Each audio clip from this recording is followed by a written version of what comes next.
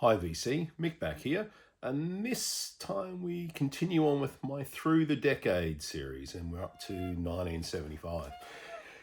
And like most of this series, this is about me rediscovering records I already have and putting them in the context of how they would exist in the 21st century.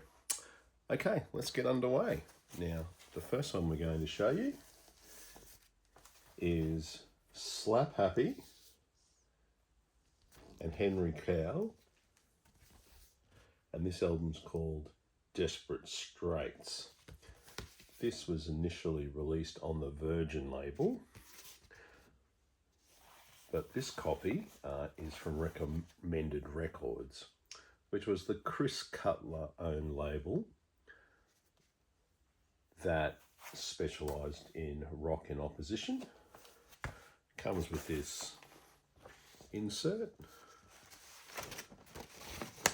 some handwritten paraphernalia,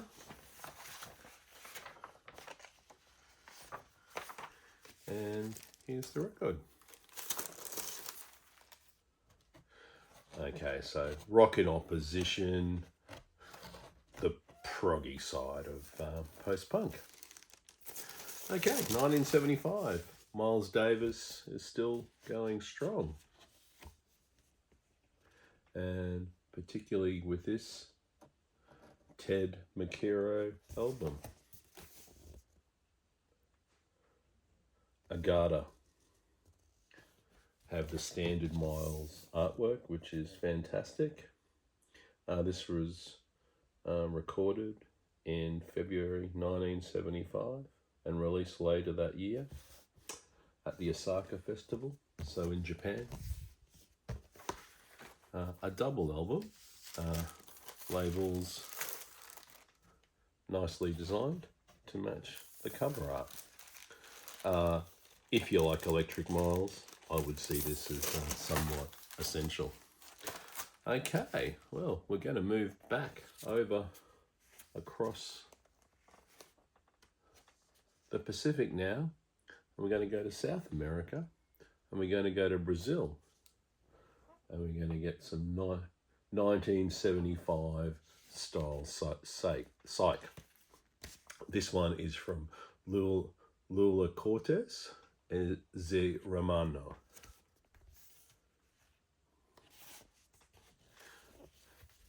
This is Arisha on Mr. Bongo, and you can see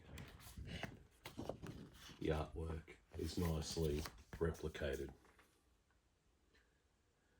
This in its original form cost thousands of dollars, and I don't think I'd ever be able to find a clean copy. It too is a double album, which follows nicely on from Miles and shows the expansive nature of the LP genre in the mid-70s. Okay, next up, of course we're expected to see this. Probably not this early in my top 20. Bob Dylan, I do like, and I love this album, but he's one of those artists where I've really enjoyed listening to his journey, and collecting his vinyl has been more the case of opportunism over a period of time. I've got to be lucky and been able to choose the US releases as they came up. That's the inner, very droll. This is a US first press, and this one is on the Columbia label.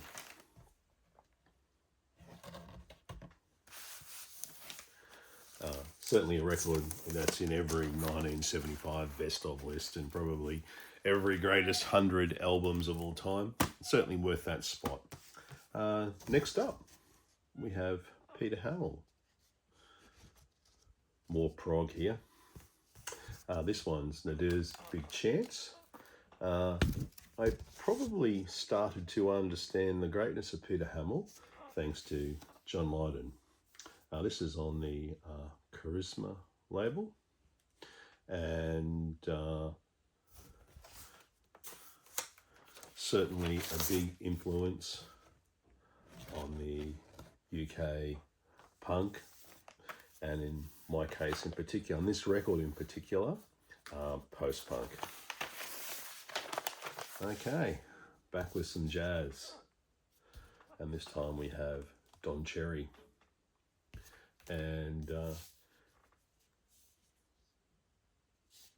his album Brown Rice.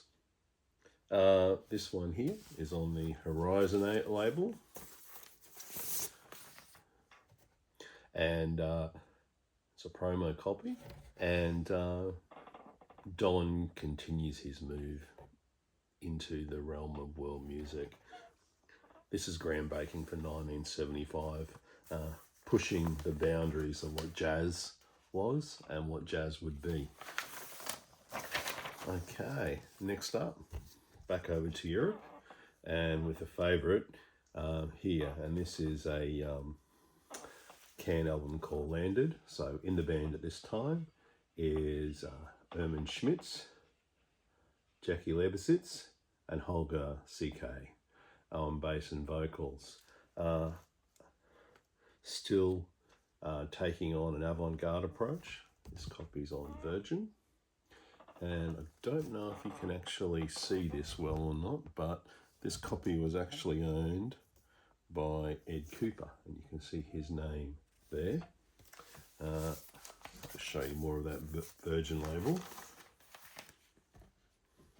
but more in particular, there you can see this has been owned by Ed Cooper of the Saints. Weirdly enough, it was also obviously owned or borrowed by Chris Bailey at some point from the Saints, and you can actually see on the actual copy Chris Bailey's indents where he's written his name. Certainly shows the progressive nature that Cooper in particular, but Bailey would take also. Certainly for the last Saints album of the 70s, but in Cooper's case, with regard to the Laughing Clowns. Okay, let's head to New York, and let's go to the Dictators. Ross the Boss on lead guitar, and Hanson Dick Manitoba on the vocals. This is a wrestle punk and roll classic, certainly for 1975, the beginnings of punk. Key tracks here, Teen Generate, who would go and inspire the great Japanese band, and the title track, or the first track, Next Big Thing, which would go and inspire the fanzine. Surprisingly on the Epic label, it looks something like that. Okay, we're at the height of prog still in 75, and one of my favourite prog albums of all time is by the French band Helden. This is Helden 2. Recorded at Schizo Studios in Paris. There's Mellotron, ARP synthesizer, VCS, lots of tape feedback. This is a French version on the Disjuncture label. If you like avant prog, which is my favourite type of prog, this is certainly for you. And here we have it in its original French form on the Disjuncture record label. Okay, more out there sort of bands, I guess, and this time we go to Japan for the Taj Mahal Travelers. This is a live album called August 1974, but didn't see the light of day till 1975. And I probably should just add, while we're talking about that, is that various other albums that could have made the list, I'm thinking Big Star here, albums like 13 were recorded in 1975, but weren't released until a couple of years later. Taj Mahal Travelers, Japanese drone psych, The big name here is Takahisa Kasugi, and there's electric violin, harmonica, double bass, tuba, and certainly we're hitting the worlds of mini corgs, synths, mandolin, voice percussion, and there's a bit of electronic techniques. So this is a reissue from the early 90s, put out by the Japanese Columbia label. These in their original format and in a good quality version go for big money. So this seems like the logical choice to have the best sound and the best vibe of the original. Next up, Keith Jarrett. Now, this is an album that got me into jazz. From 1975, the Colin Concert. All the sensitivity of Europe on the fantastic ECM label. Keith plays the piano sensitively across this double album, and unashamedly, this is the album that helped me understand jazz.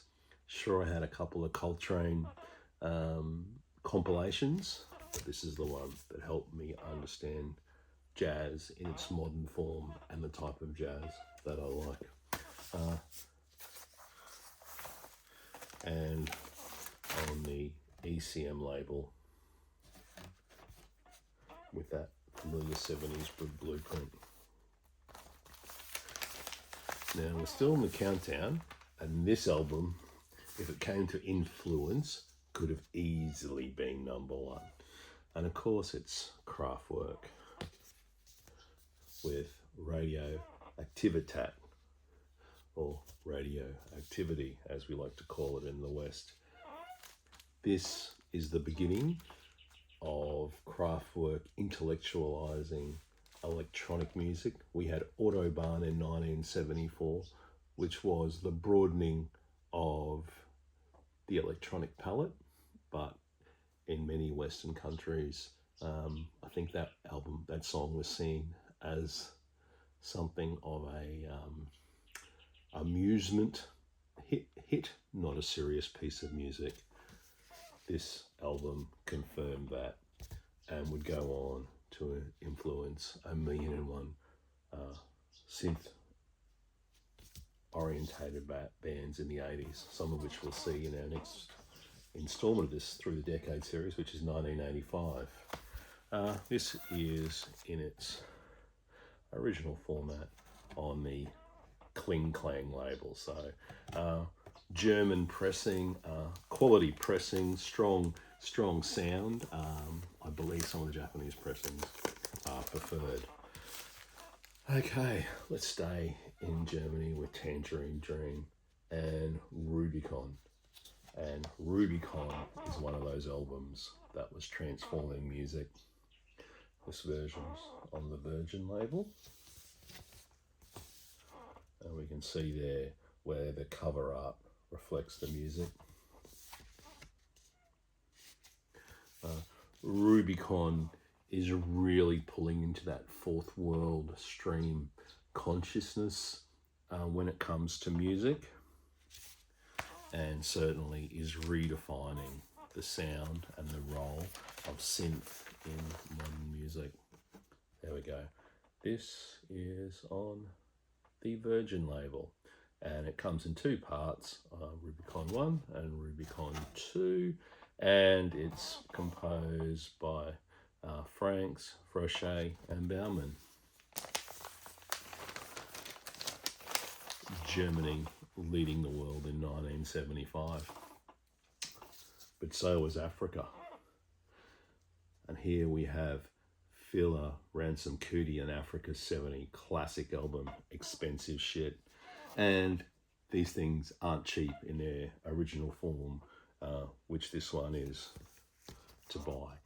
And even though I'd recommend for most people to get the reissues of Fila just because of the sound, I think it's important to have some original versions just so you can feel the vibe of Lagos, and in particular in this one, 1975. Here we go for our label.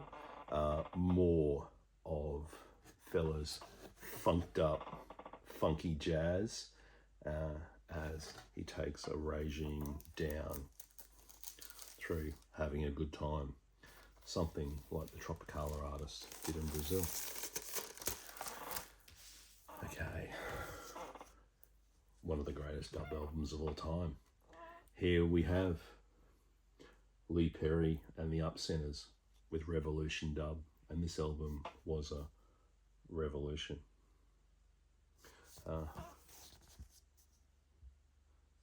Lee goes hard with a heap of dubs that are deep. Certainly the rhythms are relaxing, but you certainly do understand the plight that goes behind this. Certainly is revolutionary. And this one here is on the Cactus label, so it's the UK version, which is the version that probably all the young punks who are into dub reggae, and we talked about John Lydon's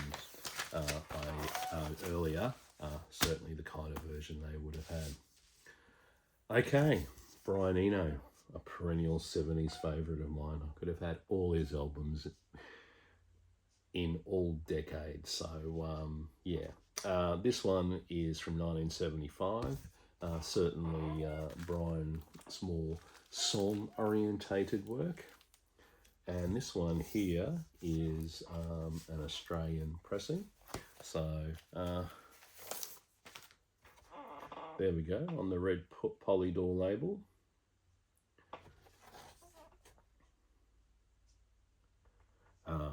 A key track here is the first track, Skysaw. Certainly more song-orientated side of Eno, and featured on the Dalton Space soundtrack, which is where I probably first heard it, and that then inspired me, after hearing that song on the soundtrack, to dig back into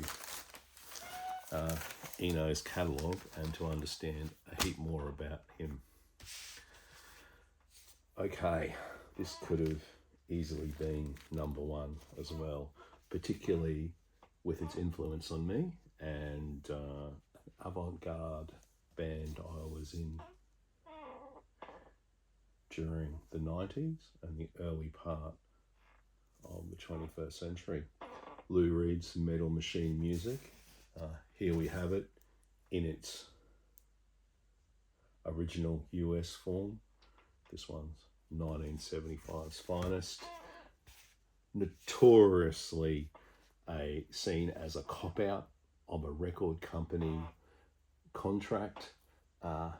In actuality, from my research, it appears this was intended as a serious release and was intended to come out on the classical division of the RCA label, not as the signifier of rebellion on their rock imprint.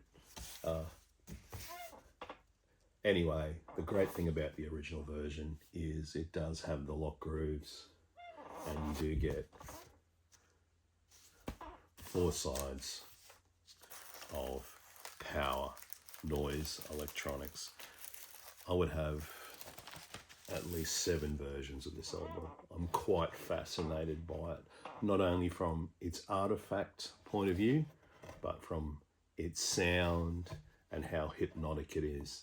If you're going on to like experimental music, this one is certainly essential.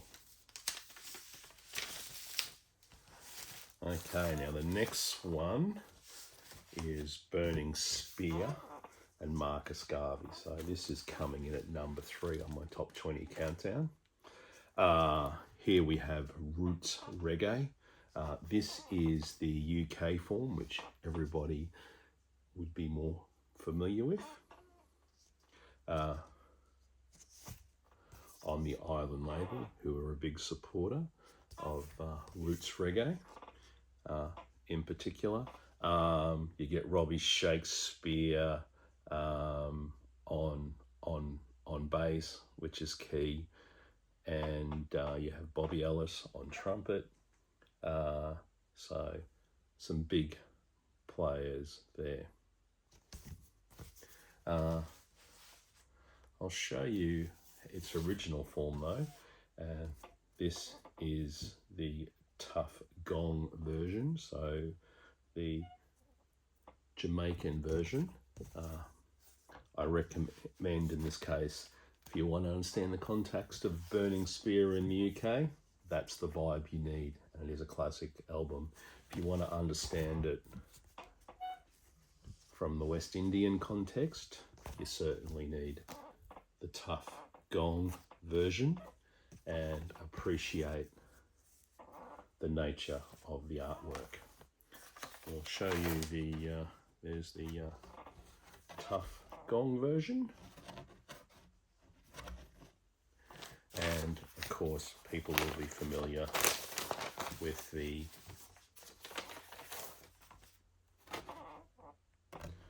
Island label of the time. Okay, getting down to the top two here. The next one will be no surprise.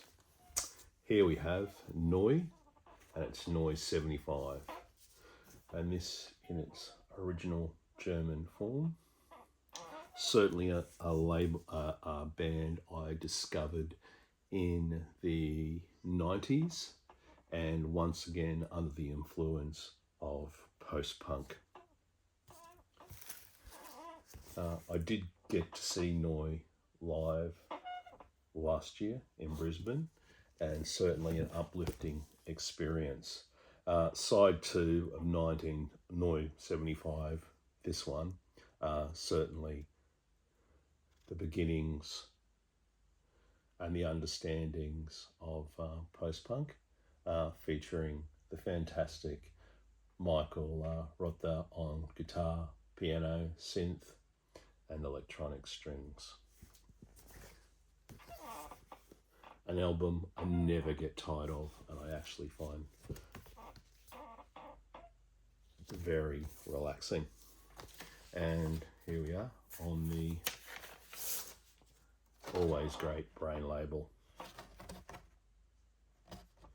Okay, 1975, we get down to number one. Certainly seen some varied music there. So here's my number one. It's Patti Smith's Horses. Now, this is in its original US form, and because I'm such a fan of this album, I think I needed to have this one in its original US form from 1975. So we have Lenny Kaye on guitar, Ivan Kral plays bass and guitar, and of course we have Patti Smith. You'll notice the white horses there. This is on the Arista label. I first heard this album in 1986 after I read an interview with Michael Stipe when he said you only need 3 albums. The first Velvets, Patti Smith's Horses, and any Ravi Shankar album. I certainly went to the local Trash and Treasure and picked up a copy, an Australian version of this. But this is the premium US version on the fantastic Arista label. And I'll just include the paper sleeve there because that's part of it. This album represents me understanding some of the broader context of punk, and certainly had a sense of rebellion. Not as much rebellion as Lou Reed, but over time, this has been an album that's comforted me on plane rides, and it's something that's always kept, not just in my streaming services downloads, but in my actual iTunes downloads. Patti's a poet, and she leads the way forward for the burgeoning, or soon-to-be burgeoning, punk scene in New York. Okay, thanks everyone. That's my overview of 1975. Let me know if you think I missed anything. Okay, Talk soon.